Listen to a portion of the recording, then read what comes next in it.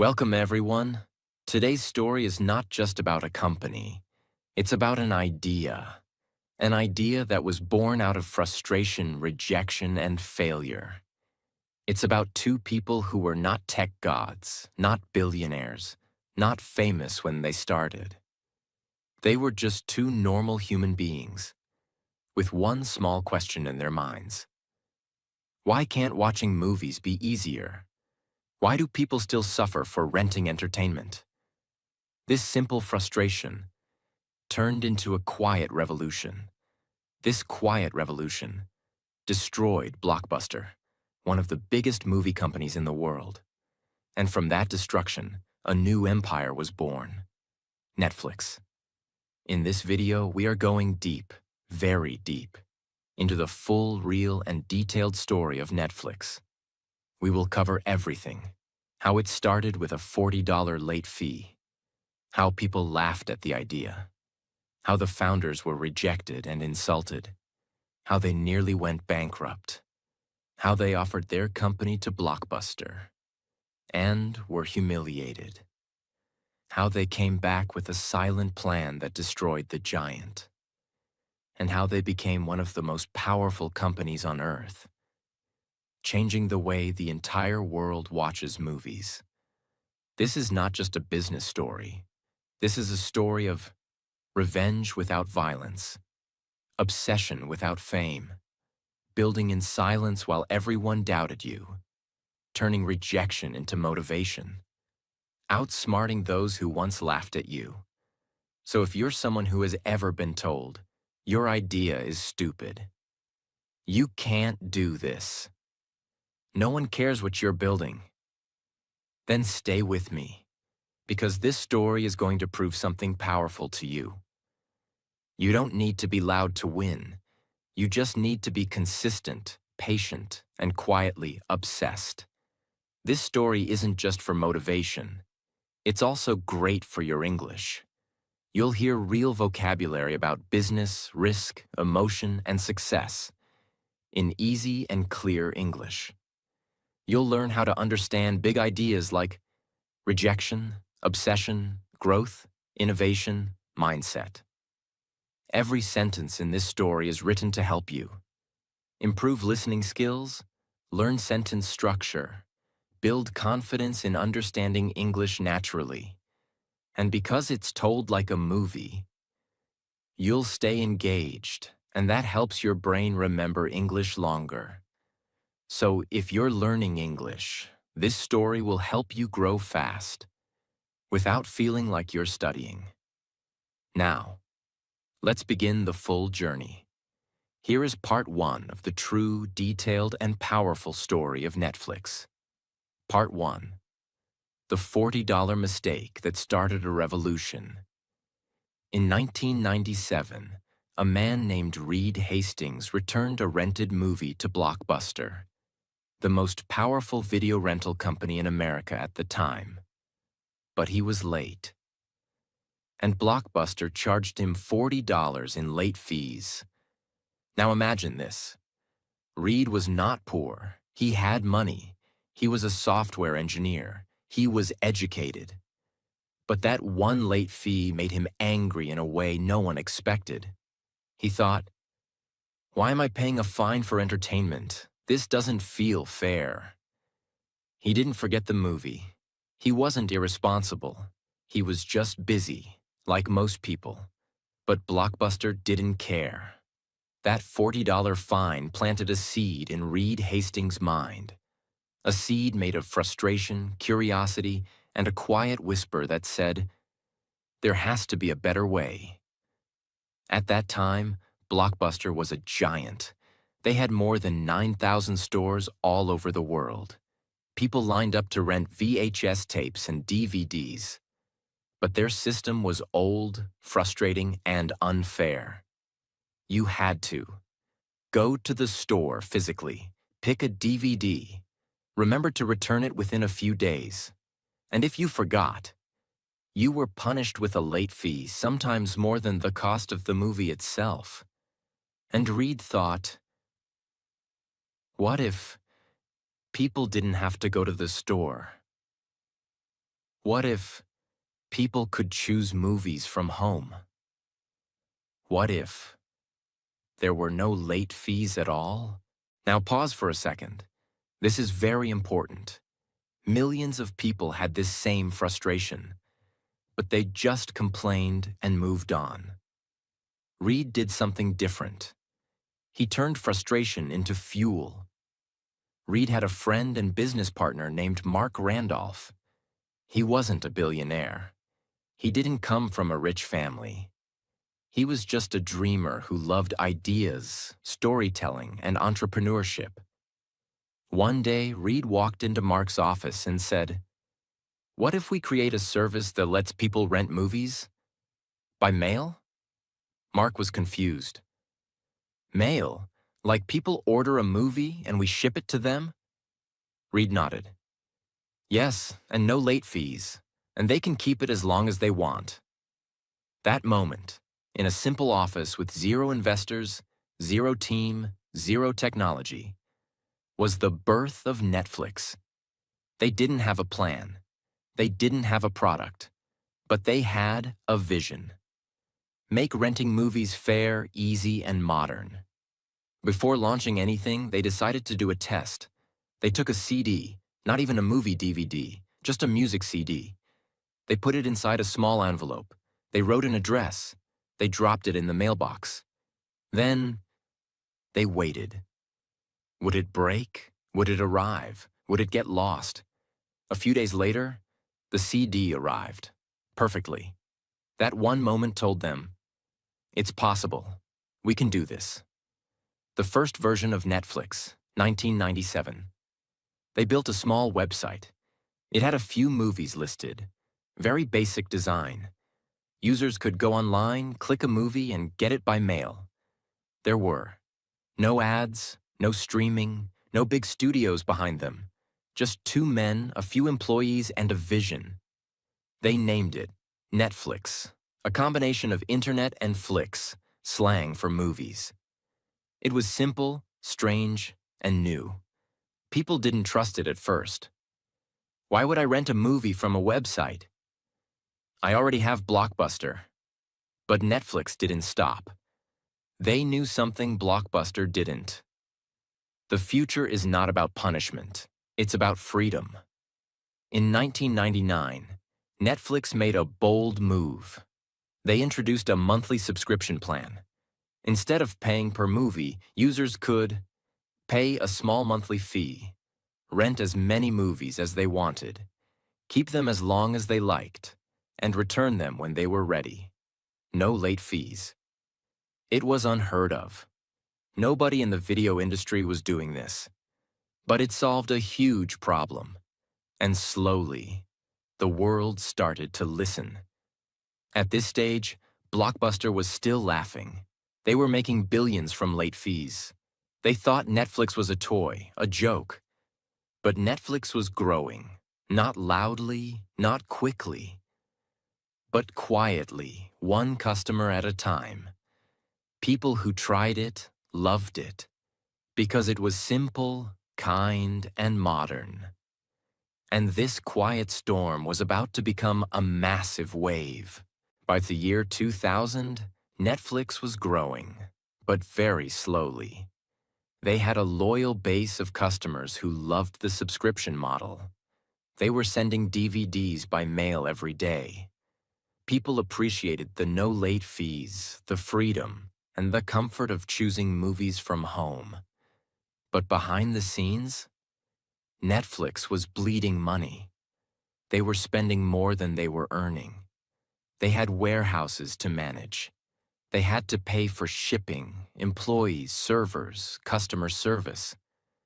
But they weren't profitable. They were losing millions of dollars. He knew Netflix was doing something great. He believed the world would change. But time was running out. They had no backup if they failed, and no one wanted to invest. So one day, Reed made a bold decision. He walked into Mark Randolph's office and said, "Let's offer to sell Netflix." Mark was surprised. "To who?" Reed replied. "To the giant, to Blockbuster." That was the moment that would change everything. Reed and Mark booked a meeting with John Antioco, the CEO of Blockbuster. This was a huge deal. Blockbuster was worth billions. They had over 9,000 stores in more than 20 countries. They were making money from every direction: rental fees, snacks, video games, and especially late fees. Netflix? Just a startup with losses. But Reed believed that if Blockbuster understood the vision, they would join forces. He thought, what if Netflix became the online arm of Blockbuster? We handle the website, the DVD mailing, and Blockbuster handles the stores. It could be a win-win. They flew to Dallas, walked into Blockbuster's luxurious office, and sat across the table. Reed explained the idea passionately. He said, "You dominate physical stores. We dominate online rentals. Let's partner. Or, you can buy Netflix." John Antioco asked, "For how much?" Reed said, $50 million. There was silence in the room. Then, they laughed. Yes, they laughed, right in their faces. $50 million for a DVD website that loses money? Blockbuster's executives mocked them. To them, Netflix was nothing. Just a tiny business with no physical presence. A joke. Reed and Mark left the meeting with red faces and a fire in their chest.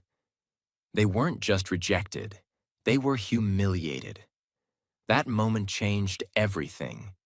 Reed looked at Mark and said, "All right then, let's destroy them." They didn't fight back with words. They didn't post on social media. They didn't complain to the world. They did something 10 times more powerful. They went back to work. Reed and Mark doubled down. They improved the website. They made the algorithm smarter. They reduced the DVD delivery time. They hired better people. They studied what customers loved and gave more of it. And slowly, customer by customer, month by month, Netflix began to rise. Blockbuster didn't notice. They were busy making billions and enjoying power. But while they were sleeping, Netflix was building. Here's a very important detail most people don't know. Netflix introduced something that changed everything. A movie recommendation algorithm. In simple words, the Netflix website would watch what you rented, learn your taste, and suggest movies you would probably love. This made people stay longer on the website. It made choosing easier. It made Netflix feel personal. It wasn't just a DVD company anymore. It was a data-driven entertainment experience. And that one innovation made users feel seen, understood, and valued. By 2003, Netflix had crossed 1 million subscribers. People were loving the convenience. No more driving to the store. No more late fees. No more waiting in lines. Blockbuster started noticing the shift. They saw their revenue shrinking, but they still believed Netflix was temporary. To them, Netflix was a mosquito, not a threat. So what did Blockbuster do? They launched a copycat, Blockbuster Online. But it was too late. Netflix already had years of data, loyalty, and a better system. And most importantly, Netflix had no ego. Blockbuster didn't want to kill their stores, because they made billions from late fees. Netflix, on the other hand, had nothing to lose, only the future to build.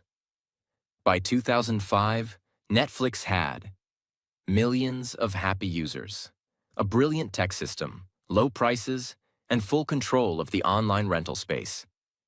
Blockbuster kept falling behind. They tried. Cutting prices, mailing DVDs, removing late fees, too late. But people had already fallen in love with Netflix. Why?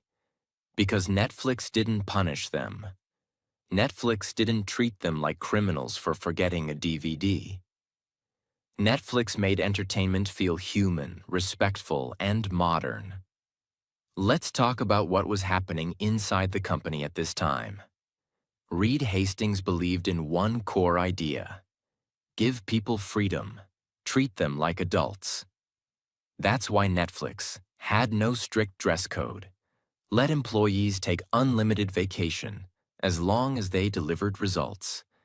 Focused on hiring smart, honest people and giving them space to do great work.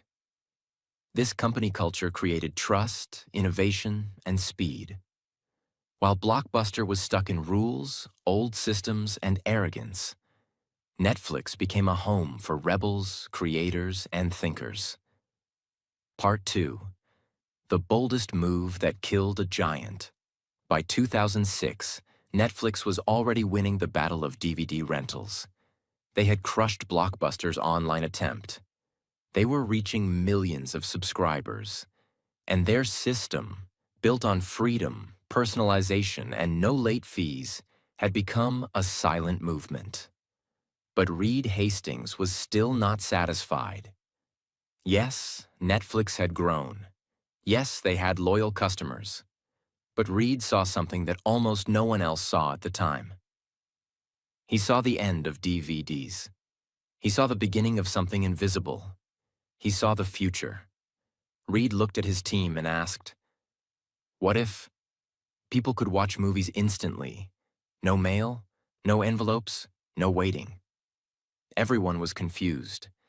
In 2006, streaming was a new word. Internet speeds were slow. Watching a full movie online seemed like a crazy dream. But Reed wasn't focused on today. He was building for tomorrow. He believed, if we don't disrupt ourselves, someone else will. Let's pause for a moment and explain the concept of streaming in the simplest way. Streaming means you don't download the movie, you don't wait for a DVD, you just click and the movie starts playing online, like magic. It's what we now use every day. But in 2006, it was revolutionary. There was no YouTube Premium, no Amazon Prime, no Disney Plus. Netflix was about to do something no one in the industry had dared to try. Reed told his engineers to build a system for online movie streaming. But there were challenges. Many customers still use slow internet. Movie studios didn't want to give online rights. No one had done this before at scale. Netflix took a risk. They invested millions in streaming technology. They started negotiating with studios to allow their films online. They trained their users to try watching online instead of waiting for mail. And in 2007, Netflix officially launched instant streaming. Some customers were excited. I can just click and watch? That's amazing. Others were confused. What if my internet is slow? What if the movie stops in the middle? Netflix knew this would happen. They weren't expecting overnight success, but they were betting on one powerful truth. The future always starts small. The internet would get faster, laptops would improve. People would eventually prefer convenience over physical media. While Netflix was quietly moving into streaming, Blockbuster was busy trying to catch up with DVDs, already too late. They were stuck in a cycle of ego and short-term thinking. Blockbuster believed, our stores make billions. People love coming in. Streaming will never work. They didn't see that customers were already tired. Tired of driving. Tired of paying late fees. Tired of standing in line. Tired of being punished for forgetting a return. Netflix offered a quiet rebellion. Stay home. Get comfortable. Watch instantly. And people slowly started switching sides. By 2008, Blockbuster was falling fast. Their stock dropped. Their revenue shrank. Their loyal customers were leaving. Even their best employees were jumping ship to newer companies. They tried launching a streaming service, but they were years behind. and their brand had already been damaged. Netflix had taken the lead, not by being loud, but by being early, smart, and brave.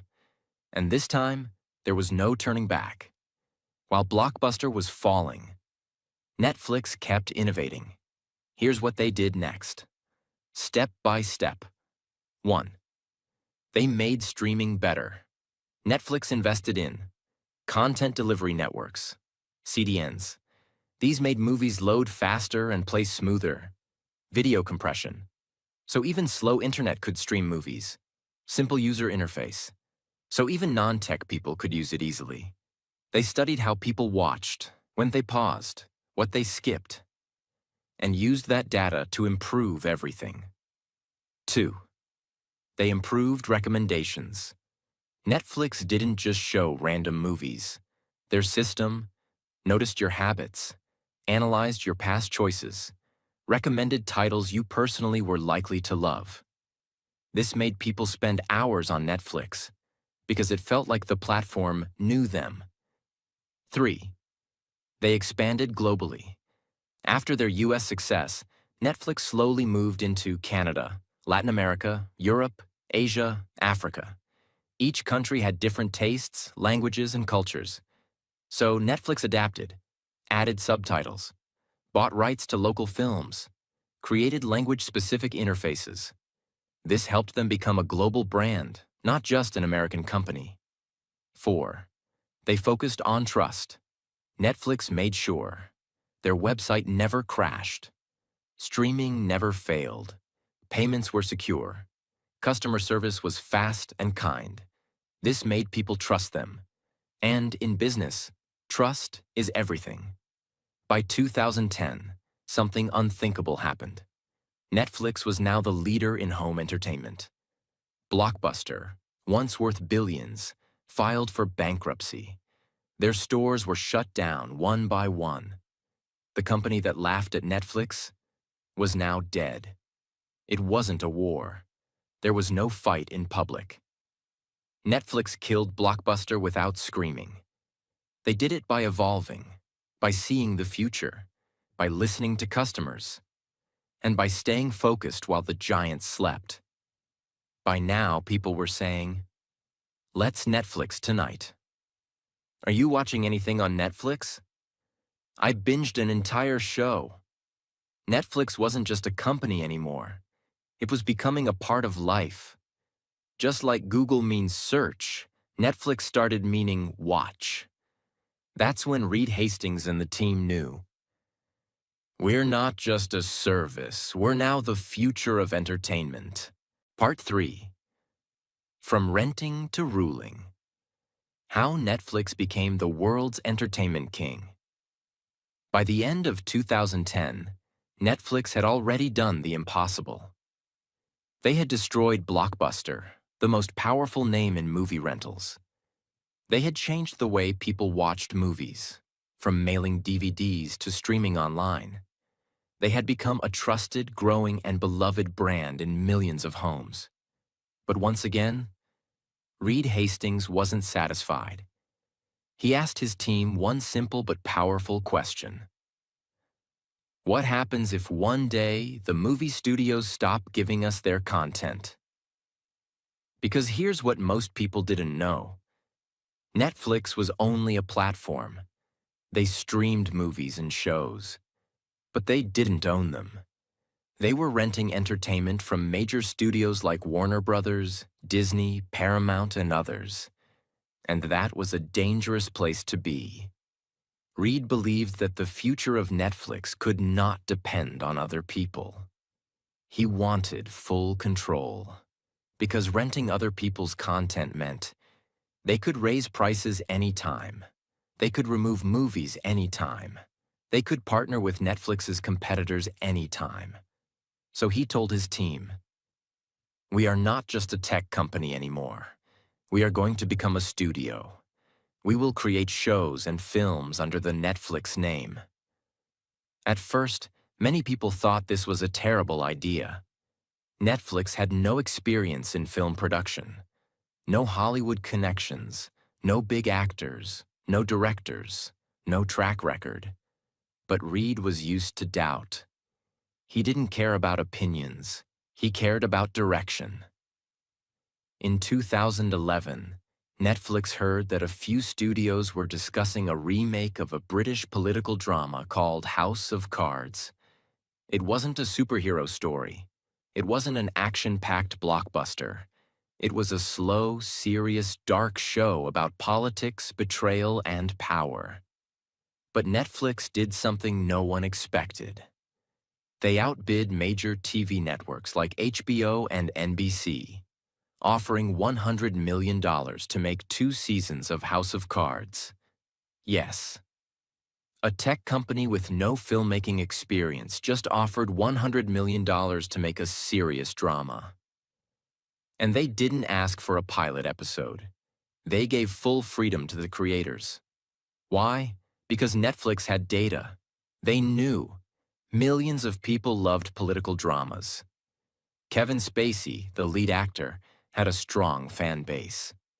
People who watched similar shows watched all the episodes, binge-watching. So Netflix trusted their data and made a massive bet. Here's what shocked the industry even more. When Netflix launched House of Cards in 2013, they didn't release 1 episode per week like TV channels. Instead, they dropped the full season, all episodes, at once. Why? Because their data showed that people loved binge-watching. They didn't want to wait a week for the next episode. They wanted to finish a show in 1 night, 1 weekend, 1 breath. This changed the entire TV industry. Now viewers had control over when and how they watched, freedom from TV schedules, power to decide their pace. House of Cards became a global hit.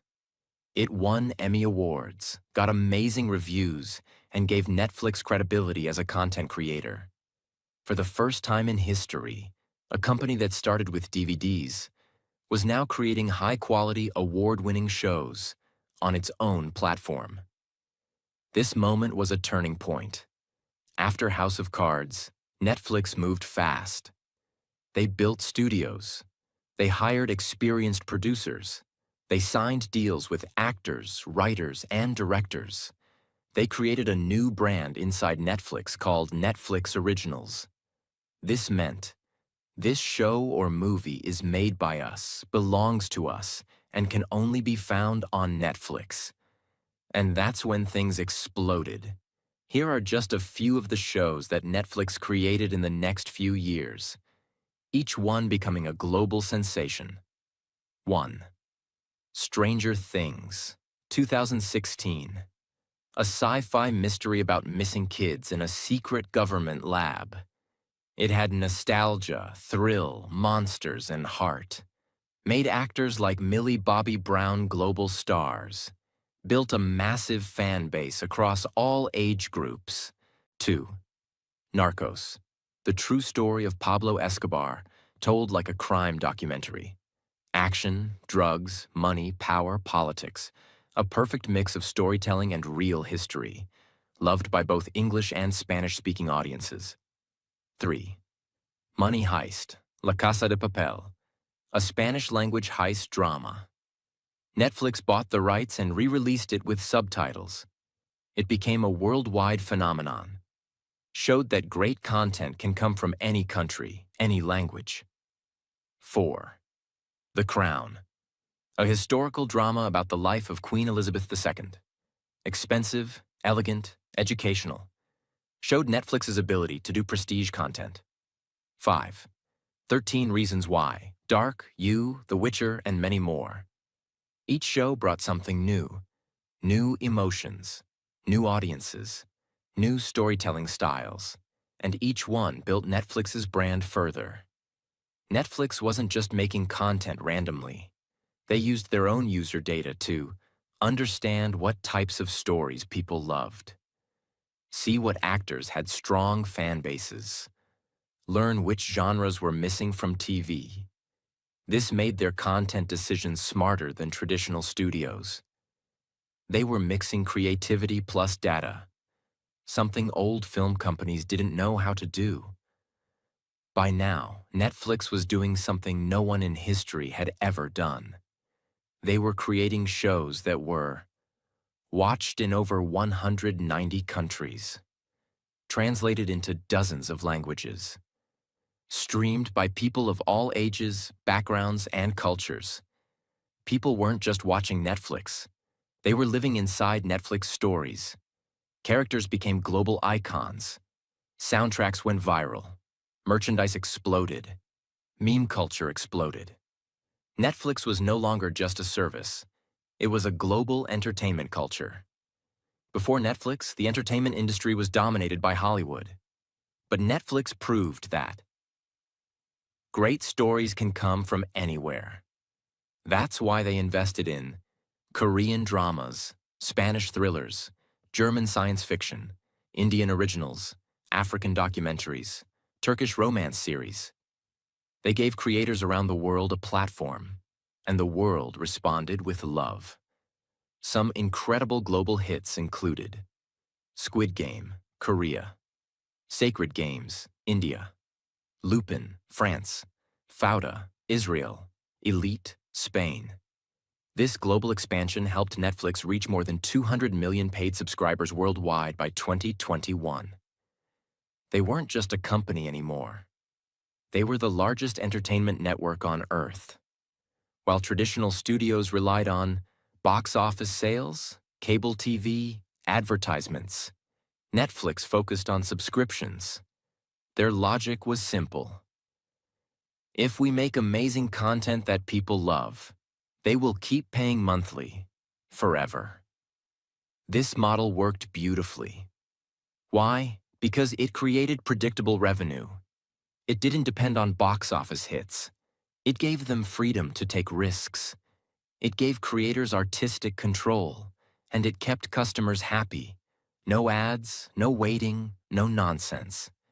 They made money through loyalty, not interruption. This was revolutionary. Internally, Netflix was building something just as powerful, a culture that attracted top talent. Their employee culture was based on two key values. 1. Freedom, you're trusted like an adult. 2. Responsibility. You're expected to act like a leader. They offered no micromanagement, no vacation tracking, no time clocks, but extremely high expectations. If someone didn't perform, Netflix let them go, kindly but clearly. If someone thrived, they were given more freedom, more impact, more opportunity. This created a team that was fast, smart, fearless, obsessed with improvement. This internal strength helped Netflix stay 10 steps ahead of the competition. Netflix's success was so massive that it woke up other tech giants. Soon, the battlefield got crowded. Amazon Prime Video launched. Disney Plus entered the game. Apple TV Plus joined. HBO Max, Peacock, Paramount Plus, and many more began fighting for attention. Everyone wanted a piece of the streaming empire. But here's what mattered. Netflix wasn't afraid. Why? Because they had a 10-year head start, deep knowledge of their users, a massive content library, an unmatched global brand. Netflix knew the world is big enough for competition, but only the best will survive. And Netflix planned to stay the best. Once again, Netflix pushed boundaries. They launched shows where the viewer could control the story. Example: Black Mirror Bandersnatch. In these shows, you decide what the character does. Your choices change the outcome. It's like watching and playing a game at the same time. This was another signal that Netflix was not just following trends. They were creating them. While the public saw cool shows and easy streaming, behind the scenes, Netflix was becoming a technology powerhouse.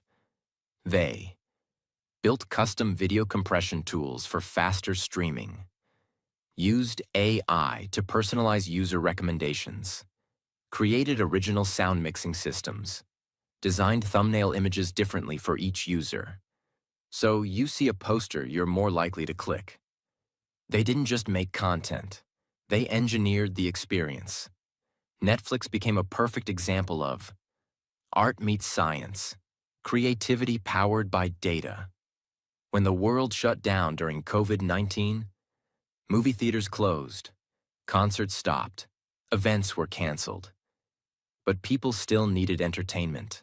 They needed escape, emotion, connection, and comfort. Netflix became a lifeline. People streamed more than ever. New users signed up by the millions. Hits like The Queen's Gambit, The Crown, and Tiger King exploded globally. Netflix didn't just survive the pandemic, they thrived in it. Because they had already spent a decade preparing for a future of digital-first entertainment. By the time the world entered 2021, Netflix had already become more than just a streaming platform.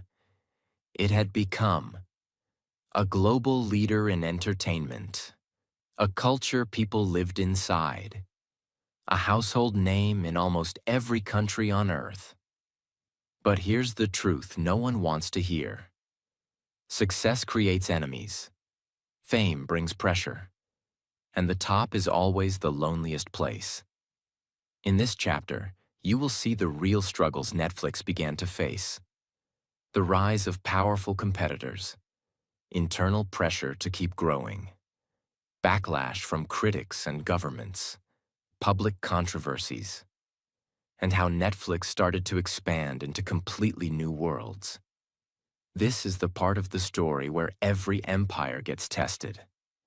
By 2021, the battlefield of streaming had changed dramatically. In the early days, Netflix was the only real player. But now, it was surrounded.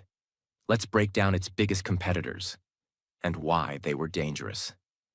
Amazon Prime Video, backed by Jeff Bezos, bundled with Amazon Prime shipping service. Huge money power, global scale. Invested heavily in content like The Boys, Reacher, and Lord of the Rings, The Rings of Power. Disney Plus, backed by Disney, one of the most powerful media companies in history. Owned Marvel, Star Wars, Pixar, National Geographic. Within 2 years, gained over 100 million subscribers. Family-friendly and filled with nostalgia. 3. HBO Max, known for high-quality content, Game of Thrones, Succession, The Batman. Had strong industry respect, positioned as the premium competitor. 4. Apple TV Plus, Peacock, Paramount Plus, and more. Each had their own strategies. Some focused on news, others on sports. All of them wanted one thing: to take Netflix's crown. For the first time in its life, Netflix wasn't alone anymore. It had to fight, not just for growth, but for survival at the top.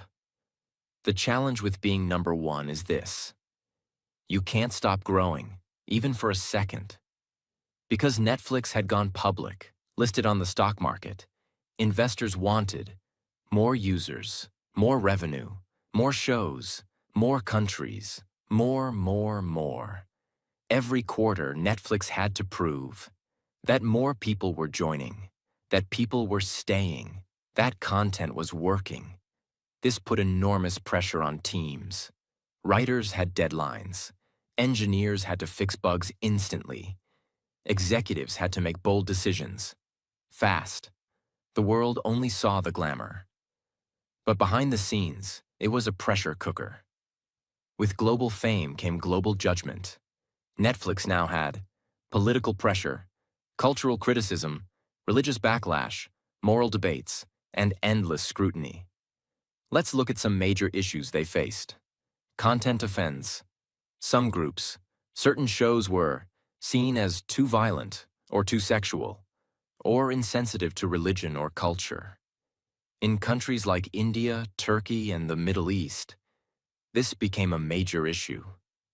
Netflix had to balance freedom of expression with local sensitivities. Some governments threatened to ban content. Others demanded censorship. Activists and public groups protested. Netflix had to respond carefully. Dave Chappelle's special controversy. In 2021, Netflix released a stand-up special by comedian Dave Chappelle. Some people found it funny. Others found it deeply offensive, especially in the LGBTQ+ community. There were internal employee protests, public backlash, media storms. Netflix defended creative freedom, but it exposed the company to serious internal division. Account sharing issues. As Netflix grew, many people began sharing accounts with friends and family across households. This reduced revenue. Netflix announced they would start blocking or charging extra for account sharing, but this made users angry. Many people felt betrayed. We supported you for years. Now you want to charge more? Netflix had to manage this carefully, because one wrong move could cost them millions of users. Despite pressure, Netflix never stopped evolving. Let's break down how they continued to innovate, and where it worked and failed. Mobile-first strategy. Netflix began building shows especially for smartphones, especially in countries like India, Indonesia, and Africa.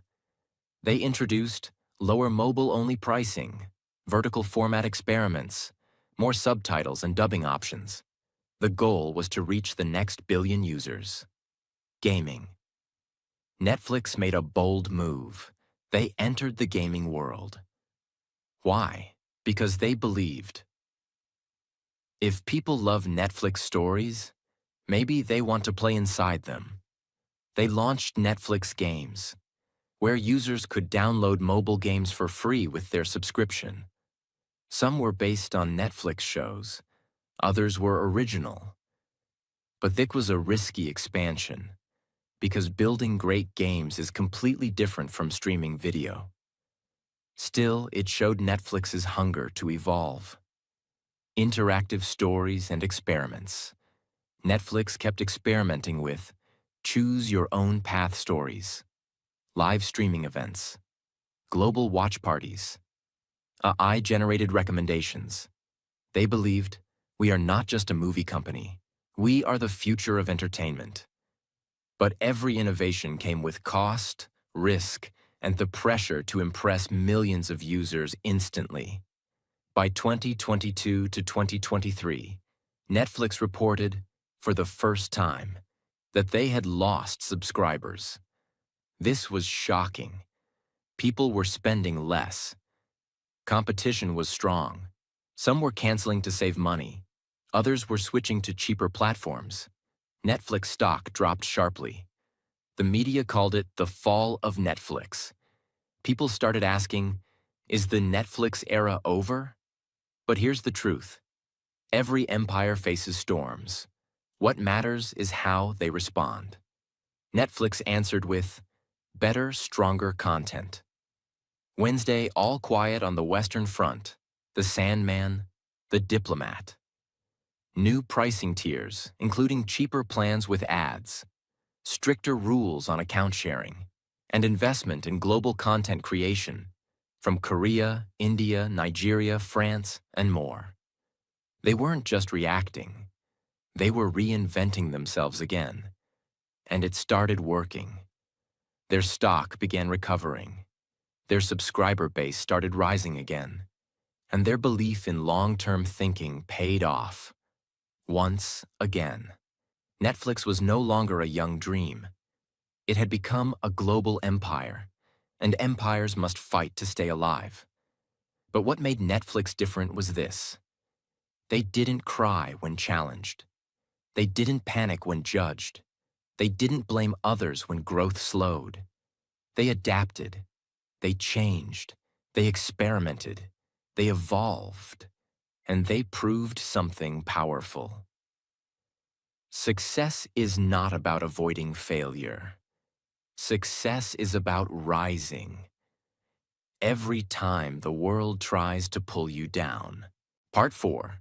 The Legacy of Netflix and What the Future Will Remember.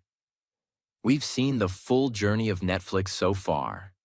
It started from a $40 late fee, faced rejection and humiliation by Blockbuster, took the world by surprise with streaming, created a revolution through original content, built a global empire across countries, languages, and cultures. And even after criticism, pressure, and competition, it fought back and continued evolving.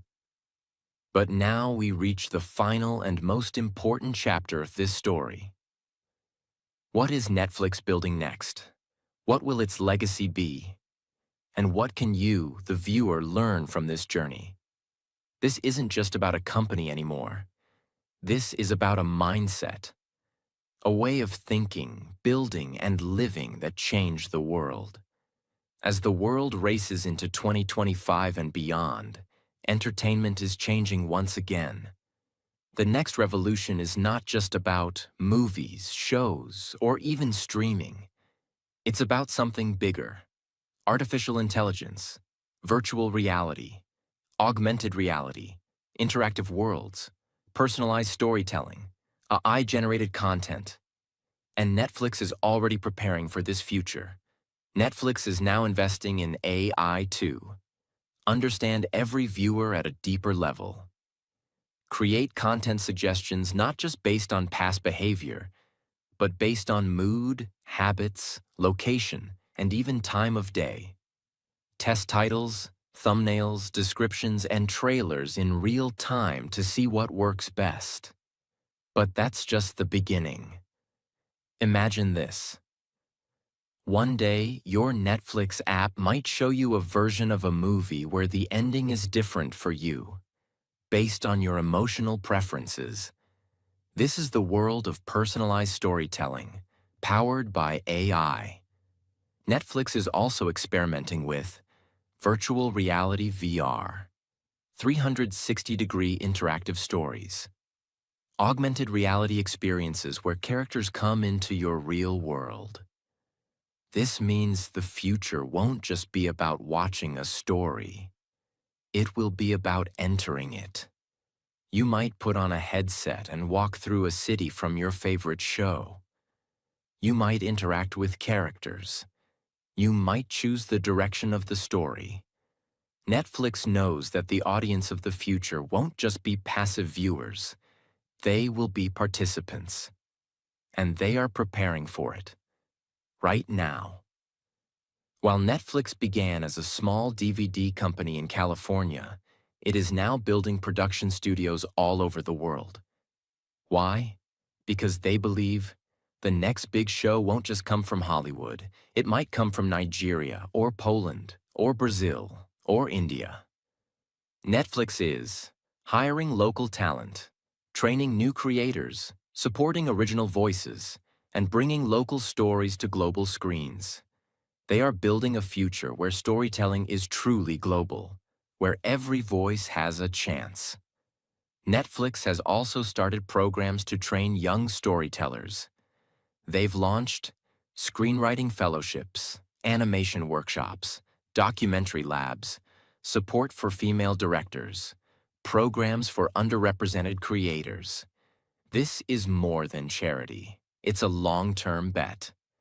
Because Netflix knows, if we want great content 10 years from now, we have to plant the seeds today.